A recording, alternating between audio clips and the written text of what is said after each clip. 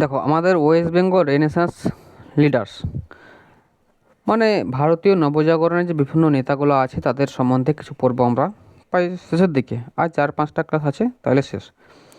রাজা রামমোহন রায়। রাজা রামমোহন রায় সম্বন্ধে পড়তে গেলে তাকে বলবো প্রথমে ভারতের নবজাগরণের জনক, এবং তা কী বলবো, ভারতের নবজাগরণের জনক এবং আধুনিক ভারতের রূপকার বলা হয়। তাহলে রাজা রামমোহন রায়কে কী বলা হয়? ভারতের নবজাগরণের জনক এবং আধুনিক ভারতের রূপকার বলা হয়।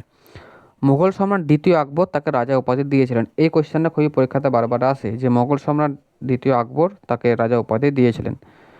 এবার দেখো, তিনি 1815 সালে আত্মীয় সভা, 1828 সালে ব্রাহ্মসভা এগুলি প্রতিষ্ঠা করেন। 1815 সালে আত্মীয় সভা এবং 1828 সালে ব্রাহ্মসভা প্রতিষ্ঠা করেন, যা পরে ব্রাহ্ম সমাজ হিসাবে পরিচিত হয়, ব্রাহ্ম সমাজ নামে পরিচিত।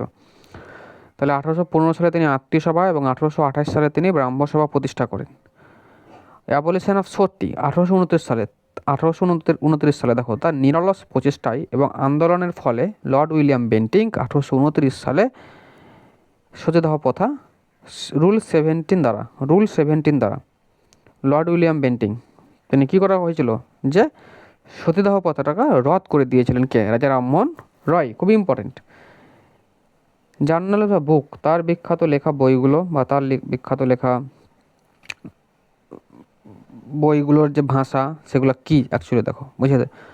তার বিখ্যাত পত্রিকা হলো ফার্সি ভাষায় লেখা মিরাতুল আকবর এবং বাংলায় লেখা সংবাদ কৌমুদি। তার বিখ্যাত পত্রিকাগুলি হলো মিরাতুল আকবর এবং বাংলায় লেখা সংবাদ কৌমুদি। তার বিখ্যাত গ্রন্থ তুহাফুত উল মুহা উদ্দিন। ঠিক আছে,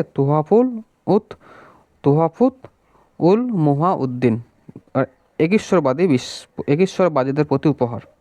ঠিক আছে, এবার হচ্ছে ঈশ্বরচন্দ্র বিদ্যাসাগর। সংস্কৃত ভাষা ও দর্শনে অগাধ পাণ্ডিত্যের জন্য, মানে সংস্কৃত ভাষা এবং দর্শন, মানে তিনি সংস্কৃত ভাষা এবং মানে এই দর্শন সাবজেক্টের জন্য তার জ্ঞান ছিল অধিক, তাকে বিদ্যাসাগর উপাধি প্রদান করা হয়। উইডো রিম্যারেজ অ্যাক্ট 1356, তার একক প্রচেষ্টায় লর্ড ডালহৌসি খসড়া তৈরি করেন এবং লর্ড ক্যানিংয়ের সময়ে 1856 সালে হিন্দু বিধবা বিবাহ আইন পাস করেন। ঠিক আছে, কত সালে?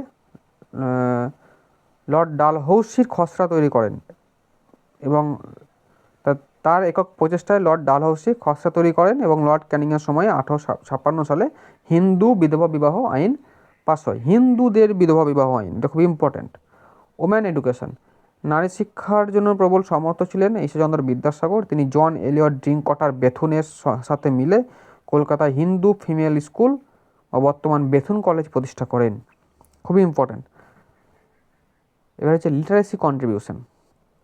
বাংলা গদ্য জনক হিসাবে পরিচিত, কাকে বলা হয়? বাংলা গদ্য জনক হিসাবে পরিচিত ঈশ্বরচন্দ্র বিদ্যাসাগর। 1855 সালে তিনি বর্ণ পরিচয় রচনা করেন।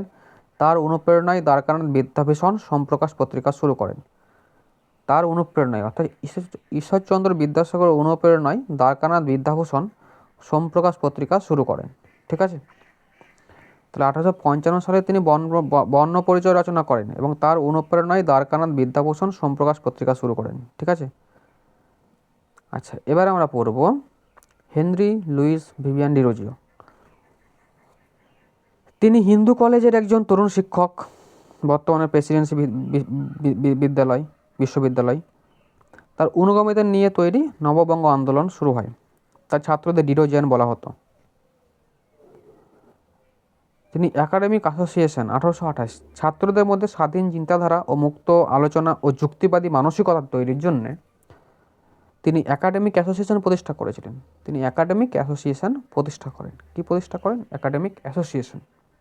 ঠিক আছে, মানে ছাত্রদের মধ্যে চিন্তা মুক্ত আলোচনা, যুক্তিবাদী মানসিকতা এগুলো প্রসারের জন্য। তার দলে মুখপত্র ছিল, তার দলের যে মুখপত্র হচ্ছে মেন যে মানে তোমার কি বলবো পত্রিকা পার্থেনন, এছাড়া হেসপারাস, ক্যালকাটা লিটারারি গেজেট, এনকোয়ার পত্রিকার সাথেও তিনি যুক্ত, তো ছাত্ররা যুক্ত। তাকে আধুনিক ভারতের প্রথম জাতীয়তাবাদী কবি বলা হয়। ডিরোজিওকে বলা হয় আধুনিক ভারতের প্রথম জাতীয়তাবাদী কবি, first nationalist poet of modern India. তার বিখ্যাত কবিতা হলো to India my native land, to India my native land তার বিখ্যাত কবিতা। এটা তার বিখ্যাত কবিতা, বিখ্যাত কবিতা হলো to India my native land. তাহলে আমরা তিনজন জাতীয়তাবাদী নেতার সঙ্গে পরিচিত হয়ে গেলাম। এটাই হলো। পরবর্তী নেক্সট ক্লাসে বন্ধুদের সাথে দেখা হচ্ছে। এগুলো করো, এগুলাই করলে আর কিছু পড়তে হবে না। জীবন মুখোপাধ্যায় অনেক বই টই এত পড়া দরকারই নাই। ঠিক আছে, নেক্সট।